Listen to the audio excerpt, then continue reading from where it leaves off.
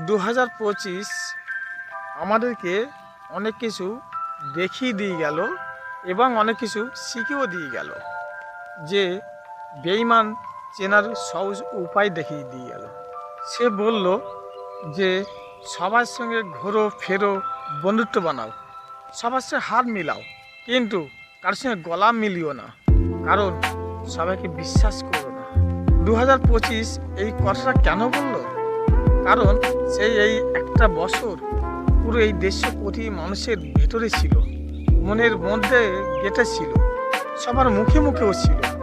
কিন্তু 2025 যখন চলে যায় কেউ কিন্তু কোনো আফসোস করলো না।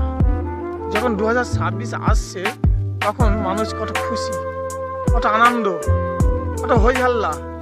কিন্তু 2025 যে চলে যাচ্ছে, তিনি আমাদের মধ্যে এত বছর ছিল, একটা বছর, সে যাবার জন্য কারোর কোনো আফসোস নেই।